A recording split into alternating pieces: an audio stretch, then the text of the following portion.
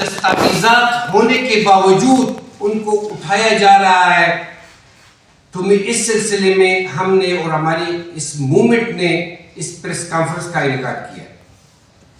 صاحبان سے home secretaries تک کی ملاقاتیں ہو چکی ہیں، لیکن اس کے باوجود لوگوں کو تنگ کیا جا رہا ہے.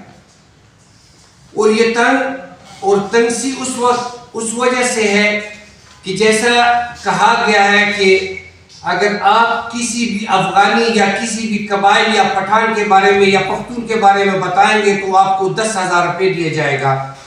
تو اس صورت میں جن کے پاس دستاویزات یا شناختی کارڈ گھر رہ جاتا ہے تو ان کو اٹھا دیا جاتا ہے، پھر ان کو کیمپوں میں لے جاتے ہیں. تو یہ سلسلہ بند ہونا چاہیے.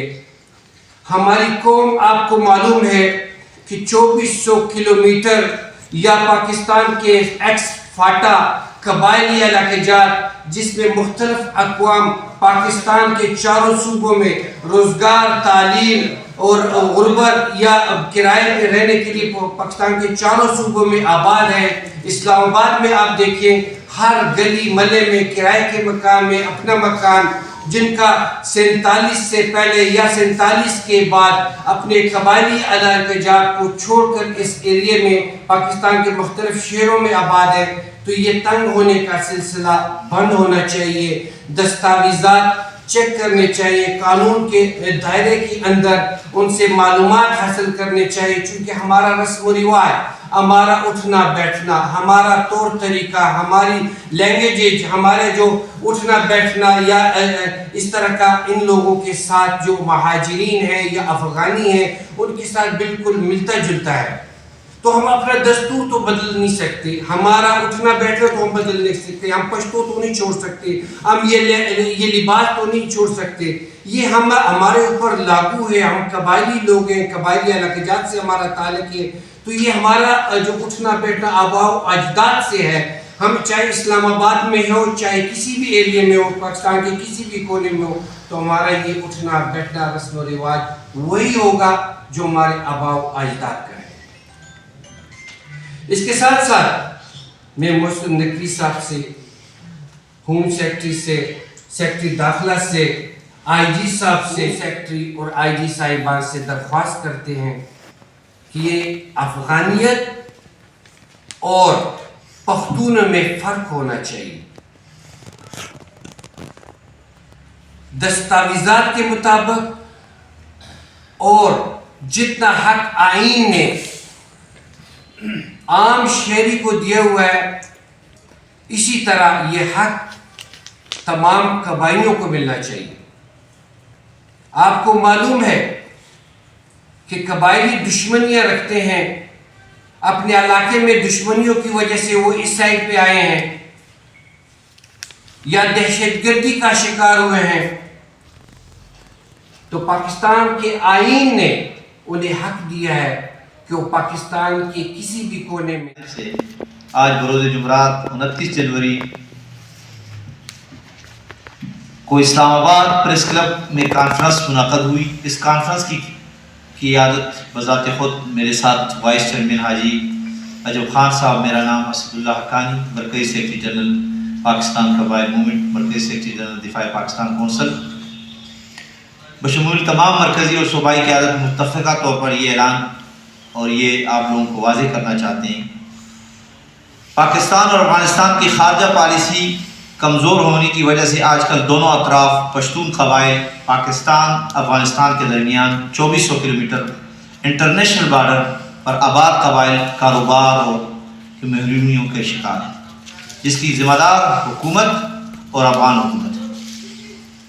پاکستان قبائل اور بالخصوص گریٹر قبائل پاکستان پاکستان اور افغانستان کے قبائل کا رشتہ عنانات، روایات، قدر مشترک ہے، اس کو کوئی ختم نہیں کر سکتا۔ ہمیں سب مل کر انٹرنیشنل اسٹیبلشمنٹ کو جواب دینا ہوگا، کیا کیونکہ پاکستان سے ہمارا رشتہ ایمان کا رشتہ ہے، کیونکہ پاکستان کا پس منظر وہ نظریہ ہے جو ہمیشہ قائم رہے گا، تو پاکستان انشاءاللہ ہمیشہ قائم رہے گا۔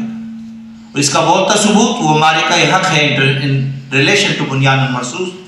اللہ نے اذا جاء الحق وزهق الباطل ان الباطل کان زہوقا، القرآن۔ موجودہ حالات میں پاکستان قبائل خواہ بلوچ، پشتون، ہزارہ، آپ کو معلوم ہوگا کہ اکثر قبائل کے شناختی کارڈ ویریفیکیشن انڈر پروسیس ہے، لیکن جب ان کو اریسٹ کیا جاتا ہے تو کیمپ میں منتقل کیا جاتا ہے، خصوصاً سلیمان خیل قبائل جن کا زمینی تنازع ضلع ذوق، تحصیل سنبازہ، بلوچستان، مندوخیل قبائل وہ محب وطن ہیں، پاکستانی ہے، ان کے ساتھ تاخیر کی وجہ ہو سکتی ہے۔ ہمیں چاہیے موجودہ حکومت اس چیز کی انویسٹیگیشن کرے کہ کیا وجہ ہے کہ سلیمان خیل قبائل کی ویریفیکیشن ڈسٹرکٹ ذوق، تحصیل سنبازہ، وہاں ان کی لوکل ویریفیکیشن جب جاتی ہے وہ لوکل ویریفیکیشن ہولڈ ہوتی ہے۔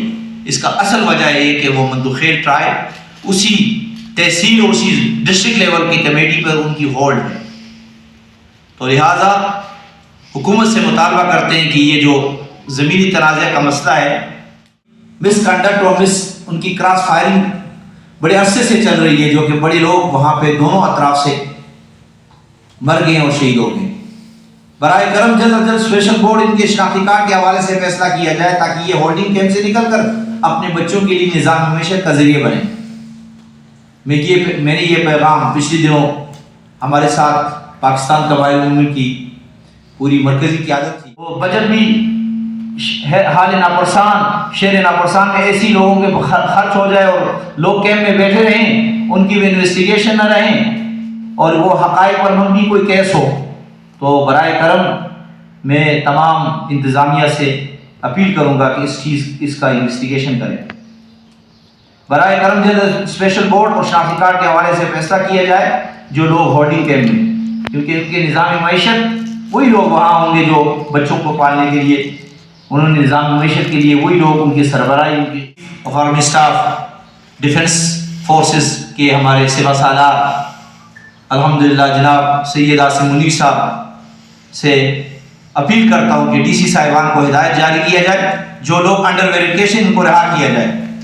اس پریس کانفرنس کے توسط سے حالیہ آپریشن جو اس سرد موسم میں خیبر 13 لوگوں کو گھروں سے در بدر کیا جاتا ہے، یہ حکومت کے پی کے ناکام پالیسی کی اصل حقائق ہے، جو کہ یہ حکومت نے اپنی ناکامی مقتدر حلقوں کے سر پر ڈال کر عوام کو گمراہ کر سے قائم کردہ غزہ پلان، پیس پلان کے تناظر سے میں پاکستان کی ممکنہ شمولیت، جلد بازی نام نہاد ٹرمپ پیس میں امریکہ خوش آمد میں شمولیت کا حکومتی فیصلہ مسترد ہم کرتے ہیں۔ پاکستان کے پہلے وزیر اعظم مئی جون 1950 دورہ امریکہ کے دوران اسرائیل کو تسلیم کرنے تمام افطر آفرز کو ٹھکرا دیا کہ جنٹل مین اور soul is not for sale, Israel کو تسلیم کرنا بانی پاکستان کے فرامین کی کھلی خلاف ورزی ہے۔